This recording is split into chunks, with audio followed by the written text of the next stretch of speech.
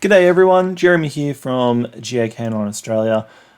This video, I'm actually going to do a bit of a review of one of my own tracks. So at the time of recording, this is one I did yesterday with my own dog Gaston.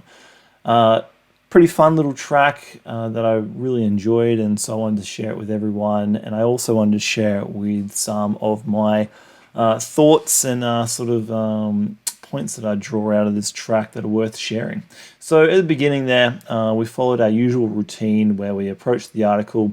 In this case, the track was double blind. Now in training, when I'm running known or similar tracks, I always try and approach the article from a different angle versus straight on to where the track layer has walked off. Just so the dog is, in the foundation stages anyway, forced to learn immediately and not just charge off in a direction with the expectation that if they just move in a straight line that they'll find the track layer, so we negate those bad habits early on. But in this case, worked out nicely as the direction we approached was a 90-degree angle from the track. Direction from the article, so Gaston got to work nicely, checked the area out, and took a hard left, and here we are here. Now, this track has some really fantastic stuff. This corner that we're on here, and the benefit of hindsight, was fairly easy to read as we'd had really consistent body language and direction with the track up until this point. And then we've had a really strong change of behavior. Now, the wind is at this point at our backs, so the odour or the apex of the corner has blown up the hill a bit here. And you can read that fairly well by the way that moments ago, Gaston had some really clear changes of behavior where he picked up on some ground disturbance. And then he's following this blown odour up the hill a bit here, which you can see through the hunting behavior that he is exhibiting, which you can see as we're looking at it. Now, in some systems of tracking, and this is not denigrating them whatsoever, it's just different strokes for different boats. Some systems will, as soon as they see the dog come off the physical track line, so as soon as say on a known track, your dog has come off to say the left or the right of it, for whatever reason, the handler is usually instructed to freeze, no longer move their feet, and to block the dog completely. Now, that has some merit, but as you can see here, I'm still moving just a little bit, and it's only because I want to give my dog Gaston just a little bit of room to maneuver and to solve the problem for himself. The key difference here, though, is that I'm very much taking in all of the data that the dog is giving me. So we go from quite strong hunting behavior, and the further up the hill we get, the more it fades out. And Gaston himself independently brings himself back down to where there is a higher concentration of odour. And we'll see in just a moment here a really strong change of behavior as he pretty much certainly hits the ground disturbance and the highest concentration of odour on the track just in the corner here, and that's unmistakable body language change right there. So I just want to take a moment to talk about known single blind and double blind tracks. Now, this track here that we're watching, like I mentioned before, is a double blind track where I have no idea where the track layer has gone. All I know is a rough start point and the age of the track. Now, knowing the age of the track is incredibly useful as it allows us to interpret the information that the dog is giving us on the track much more easily.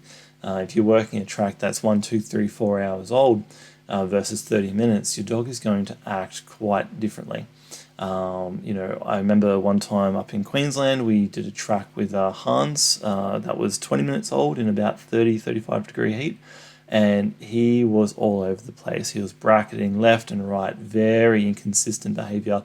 He was in odour the entire time, but due to the heat, the terrain that we were working in, there was odour everywhere for him to work through, which actually made it incredibly challenging to do. Subsequently, the following track for that workshop was we aged at about 45 minutes, and then we saw this massive change of behavior where he was really consistent. Very much you could see when he was on the track line. When I say the track line, I mean the highest concentration of odour, which is easiest for the dog to work. That's not necessarily exactly where the person has walked with their footsteps, although it often is, particularly in really, really thick terrain.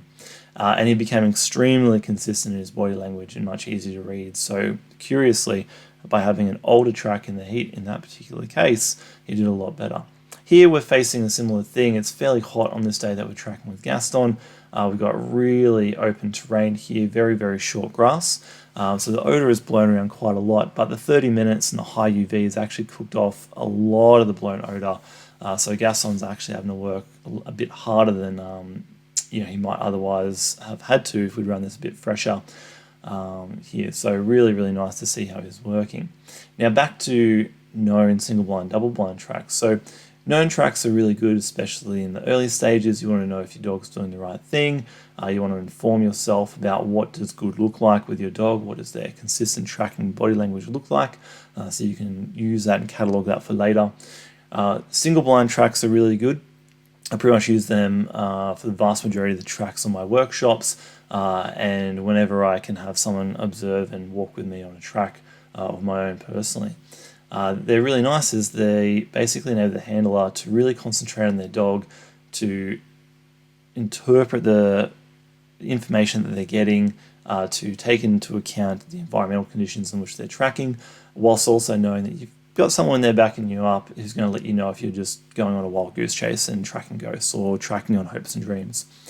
Now, double blind tracks are the closest we can get to reality in training, and they are the best way to validate your dog's abilities and also yourself as a handler. There is no safety blanket. There is no one watching who's going to save the day. It's literally you and your dog relying on both of your skills to work the track together to find the track layer. Anything less than that, you can't really hold up as a, standard with which you could say that your dog is capable of doing this in reality. So this next bit is really the coolest part of the video, in my opinion. We start to see the beginnings of the proximity alert, in this case, the earliest stage called the fire alert. So Gaston literally lifts up his head, gets a whiff of that odour, and then gets back to work, switching from that direct odour pool that he sort of got a whiff of, back to the sort of ground disturbance and the skin cells that are off-gassing and creating what we typically call the track. Now, as we see here, he works and he's switched back and he's trying to identify the track, which he does a nice job of as he works down closer to the water edge here.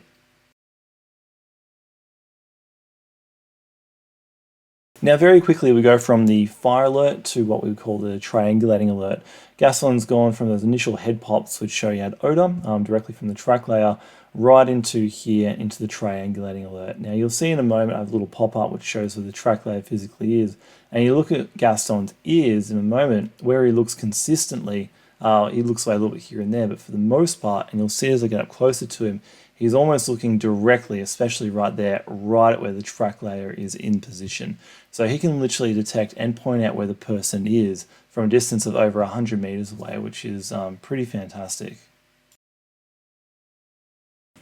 Now, on this particular day, the track layer decided not to reveal themselves after I'd called them out, instead making Gaston and I work our way all the way up to them. Now, it's worth noting here that the odour pool from the track layer is about 100 meters long, and who knows how wide it actually was. So that's a pretty impressive odour pool considering that they've only been sitting there for approximately 30 minutes in duration, leaving us, to surmise that if they've been there for an hour or more, that odour pool would have been significantly larger. Now, that all depends entirely on the terrain, the way it shapes the odour, whether it's hot weather, cold weather, windy, the humidity, the time of day. These are all factors that will impact the size of an odour pool. Now, it's worth noting as well that odour pools are one of the biggest challenges of the track. Now, if you've ever had a dog who's tracked hundreds of meters or for kilometers and then they've had a change of behavior or they appear to have completely lost the track for whatever reason, there are a myriad of reasons why this may occur in reality. One of them is certainly the possibility that the dog has actually hit the odour pool of the person that you're pursuing, whether for fun or for work. And if the dog is not prepared to solve odour pools, because it may not have a huge bench of experience in doing so, it's very easy for a dog to get spat out in the wrong direction, to follow the odour pool in the wrong way, to run out of odour. Remembering that the odour pool is effectively, the continuous off-gassing of the track layer, It's not necessarily where they've actually walked. So if the dog happens to hit the odour pool and follow it off in a random direction where the odour actually is and then runs out of odour, unless you've got a particularly skilled dog or you're a really, really good handler who can read that in your dog, it's not difficult to run out of odour completely and have the dog effectively show you that they have no track, which in that point in time wouldn't be wrong. So this is why I always train with a track layer at the end of the track, and they always remain there for the duration of the track. So if I'm doing a 4-hour-old track, the track layer is going to sit out there for 4 hours, and we are going to work through a 4-hour-old odour pool. Anything less than that is cheating yourself if you are trying to develop a dog for the real world.